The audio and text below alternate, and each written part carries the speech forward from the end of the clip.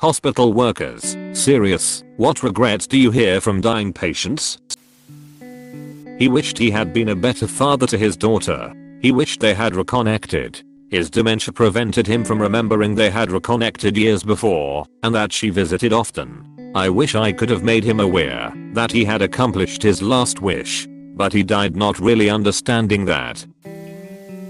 In the air, it's not something most people see coming when they arrive, but it's usually the same regret when they are coherent. They all wish their family was there, which sucks even more lately with COVID, since family can't come in initially, or they cry out for their so in a panic. It's gotten to the point recently where we tell them so is right here with you. The look of relief on people's faces just hearing that gets me every time. People just want to not be alone at the end. In a confession subreddit, a dude confessed how he was with a man. During his last moments, he crashed his truck in the roadside. Op was behind him. Called the urgencies. As Op was waiting the ambulance, even hearing it, the man asked after his wife, where she was, that he wanted to see her. Op tried to comfort it the best he could, saying she was on her way. The man died when the ambulance arrived. Sometimes after, Op looked after this man. On social networks, he found out that this man's wife was already passed, and that he said to the man that his late wife was on her way. I was a hospice nurse. One of my elderly patients had skin cancer, a huge malignant melanoma on the side of his neck that was growing rapidly. He had been a farmer all his life and never married. One night we were talking, and I asked him if there was anything he wished he had done differently in his life. And he thought about it a minute and said he wished he had worn a hat when he was farming. I wish he did too. I work in a hospital. Whenever someone is at the end of their life, they always just want to be with their loved ones. Any regrets I've heard is always family related. They wanted more time with the people they love. Most people are at peace with things though. People also tend to wish they took their health seriously. They wanted more time with the people they love. When I started college, I moved to a city far away from where I'm originally from. My only relatives living in that city were my grandmother and my aunt. I moved in with my grandma. The move was going to be temporary while I looked for an affordable apartment to rent. My grandma's apartment was a walking distance from my college and I got to spend time with her. It was a win-win situation. A month into living with her, I noticed that she started getting tired a lot more easily. She had trouble breathing and she couldn't sleep. My aunt also noticed this and decided to take her to the hospital. My grandma was diagnosed with lung cancer and died 2 weeks later. I'm just glad I got to spend all that time with her. The last thing I said to her was, okay, I'm leaving. See you later. While I was leaving for class, she said, see you later. Take care. That shit, Siri. I still think about it like once a week. I will never forget the last words I said to my dad just a few hours before he died of massive heart attack. I was a little rude and off-putting because my dad had the tendency to call me about completely unimportant things in the middle of the busy workday. I know he wasn't bothered by it. We always gave each other a healthy dose of shit, but I do wish I had given him a little more time that day. Funny how those memories stick with us. I'll never stop thinking about it. I worked as an oncology nurse right out of nursing school. I was barely 21 years old. Had a patient about my age who was dying of lung cancer. A few hours before he died, I sat with him and he was telling me how much he wished that he would have had more time to maybe fall in love, marry, have kids. He was so young. He asked me to call his parents and he died shortly after they arrived. It was awful. His regrets were more about the life not lived. Many older patients had some interesting life stories and most wanted to tell them before they died. Most were at peace with the life they lived. Many regretted working so much and not spending enough time with family. My grandpa passed away when I was around 12 from a brain tumor. My mom and her brother were outside the hospital room talking to the doctors, and I was alone with him, and we were just chatting. All of a sudden, he got real quiet and looked at me and said, "Sublieutenant, never let a vice be an escape from reality." The look in his eyes, I will never forget the pain I saw in them. My mom had been drilling it into my head from a young age that I should never gamble. because my grandpa had an addiction, would lose entire paychecks playing cards. She grew up in small towns, and my grandma only worked part-time as a nurse. Seeing the look my grandpa had, I could tell how much pain he still lived with, knowing that his addiction caused his kids to go to bed hungry some nights all those years ago. My mother-in-law, her husband, stepdad to my husband, would not leave her alone in the hospital for 1 minute. He is a controlling, crazy man. My husband was visiting, and somehow she convinced his scrap dad to go take a break. She pulled my husband, her son, close and said, "I don't want to be kept alive on machines." Her husband was her power of attorney, so my husband had no power. She was kept alive way longer than needed. I think, in the end, she regretted trusting him. I was in a similar situation, but it happened to my sister instead. Basically, my mom dropped me off with my brother to relatives in another city. My sister's lungs had collapsed, and she was taken to the hospital, and she remained in a coma for 7 months straight, and everyone, the doctors, estranged father, fellow patients, family members, and the nurses, begged her to just sign some documents, pull the life support plug, and let my sister die in peace. My mother screamed at them and said she would never do that. Eventually the people began to prepare a special kind of body bag, and the doctors said they were getting ready to pronounce her dead as things did not look like they would recover. Then suddenly one day my sister came back to life, but the doctors couldn't figure out what made her awake from the coma, and they declared it a miracle. This happened about a decade ago. However, as a result, my mother basically went insane from the mental stress and has now basically isolated herself from society and awaits an oncoming apocalypse and believes that people are attempting to assassinate her. It is chilling to think that I wouldn't have my sister in my life had my mother given into the pressure, and it makes me grateful to look up from typing this comment and seeing her across the room also browsing Reddit on her phone, but probably about something regarding MacUp rather than AskReddit. I did training to be a CNA, and we had to work in a nursing home as part of our training. I didn't really get into any deep conversations with the patients there, but I can say this: if you have family in a nursing home, please visit with them. It's a sad and lonely place to be. Paramedic but close enough. Made a run on a woman in her 30s for shortness of breath. Her and her boyfriend had just moved into an apartment together. They were fighting over something trivial. Which room to unpack first or something.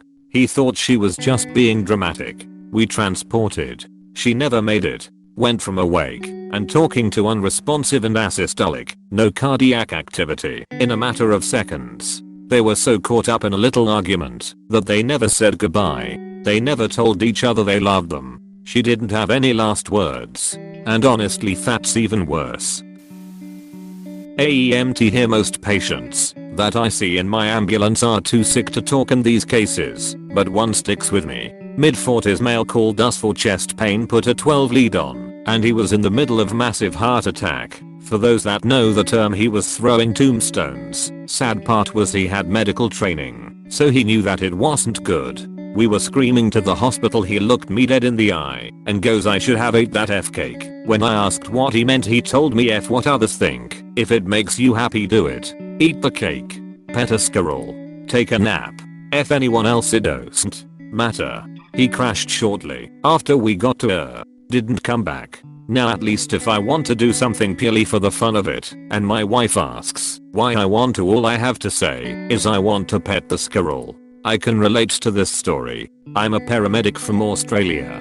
Once, early in my career, I was treating a cardiologist in his 50s from a major trauma center that was experiencing severe chest pain. Cool, pale, clammy. He looked like complete shit. 12 lead showed a large street depression with a slope in V1 V3. I knew that it was severe, and that the patient was showing De Winter's T waves. For those that don't know, this specific rhythm is an indication of a huge occlusion of the lead artery in the heart. The cardiologist saw the look on my face and asked to see what he had. He knew almost instantly what it was. Asked me if I knew what it was, which I confirmed that I did. He and I both knew that his situation was dire, and that I'd already given all of the medications and interventions that were within my scope of practice. He arrested en route to hospital and verification of death was completed after 40 minutes of CPR. I'll never forget how educated he was on his own condition. He almost seemed reserved to his fate. I've worked in long-term care for over a decade. I can't speak for the young, but most often old people regret the things they didn't do. I will add to this. At 22 I did a stint on a neuro ward. Stroke patients. I hadn't had a stroke. I had this horrible thing that left me paralyzed, then I got better after a few months. Guillain-Barré syndrome for those curious. There were two kinds of stroke patients. Woe is me. I planned to do so much more in life, but now I don't have my retirement. They were really hard to listen to and I have to say barely push themselves to improve in physio etc. Then the much more entertaining. This is just one more hurdle to overcome. My life has been filled with adventures big and small, and I'm determined to get back to it. They push themselves to recover a lot faster, and were able to laugh every day. I remember of this 40-year-old patient that I had, was dying from breast cancer that spread throughout her body. She was diagnosed with breast cancer 10 years earlier, and had a mastectomy. The doctor recommended for her to have a bilateral mastectomy with reconstruction due to high risk of recurrence of cancer. She said that she wanted to keep her breast, a real breast, rather than an implant, in case she remarries, and will be somewhat whole. She regretted not getting the bilateral mastectomy. If she did, she would not gotten cancer in her remaining breast, and dying at such a young age. The patient never ended up marrying after all. A week later, I was diagnosed with breast cancer. I instantly told the doctor that I want a bilateral mastectomy with reconstruction. I also had an aggressive form of cancer. My doctor kept pushing a lumpectomy, which I probably would have gotten before I have heard how much she regretted her decision. I feel that she actually saved my life sharing and opening up with her regrettable time. Edit. Thank you all so much. I thought this would just get buried. I pray that the ones facing breast cancer will recover, and my prayers are with you. You are not alone in this. I was 48 years old at the time of my diagnosis, and have been cancer free for the 10 years now. I think of that lady often. She was a mother of 5. She was a true blessing to me. She was my last patient on my last shift prior to getting my results and starting chemo. If it wasn't for her, I know I would not be here. Edit. I had grade 3 HER2 to breast cancer. Thanks for sharing this. Just yesterday I found out I have the BRCA1 breast cancer gene, which comes with 86% chance of getting breast cancer before I turn 80. I still need to meet with a genetic counselor, but I know a double mastectomy is a common preventative measure, and I hate the thought of it. My mom had it done after actually getting cancer. She's still in remission, thankfully. Anyways, your post is helping me be more open to the idea. My mom did home health and hospice. My stepdad was very abusive and my mom would take me to work with her to try and protect me. She didn't want to leave him due to religious beliefs. That's a different story. There was an old man. I'd play cards with him. We'd talk about working on the farm we had. He was a nice guy. He figured out I was being physically abused. His health started declining, and he couldn't play cards or get out of bed. The last time I saw him, he said he was sorry he wasn't younger and that he couldn't help me. Almost 25 years ago, and I still remember him. I was a new nurse, flying solo. We got a call for an incoming trauma. Woman in her 50s involved in a multi-car accident. We were already at the ambulance bay, unsure of the woman's complete condition. She rolled in breathing on her own, but very labored with asymmetrical chest expansion. She was profusely bleeding, had multiple deep lacerations, pupils blown, debris covering most of her, etc. Her vitals were unstable. She was circling the drain. We knew she was on the verge of coding. I was standing near her head, ready to assist in supporting her airway, but also providing comfort and doing my best to calm her. The woman looked me directly in the eyes and in a hoarse, labored voice stated, "I was angry." I told her I was disappointed in her. She began to cry. Her vitals plummeted. "I'm sorry," was the last thing she said before her heart stopped. We coded her, intubated her, performed round after round of ACLS, only to eventually have to call time of death. I still see her face at times. Her eyes filled with more emotional pain than physical. It took much longer and was so much harder to write this than I thought it would be. End of life physician here. CPR. No, seriously, hear me out. Imagine using your hands to crush the sternum down 2 inches repeatedly of your 90-year-old grandmother who weighs 90 lbs, so that maybe you can then put her on a ventilator from which she might never get off alive. We ask this of everyone who comes into the hospital, but too often it's asked more like, hey, if you're drowning, do you want us to save you? Rather than what it truly is, especially for those who most likely won't survive it in the first place, and if they do, will be significantly worse off than they were before they died.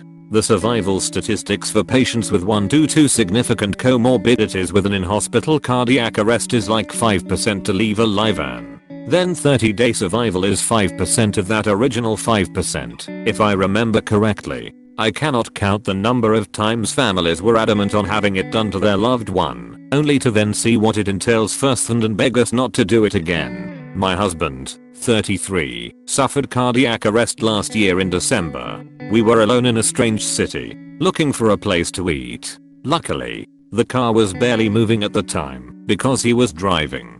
I did chest compressions until rescue arrived. About 5 minutes. What I learned in the that night is that outcomes for cardiac arrest are typically terrible. If the patient doesn't regain consciousness right away, they immediately prepared me for likely brain damage. Somehow, he woke up with his brain perfect as they were preparing to IV him down. About 3 hours after his collapse, I learned during his hospital stay that chest compressions outside of a hospital almost never have a good outcome. His heart was completely done, and he had to get a transplant. But we got so lucky with his CPR. I'm glad I didn't know what might have happened, because I don't know I would have been able to keep going.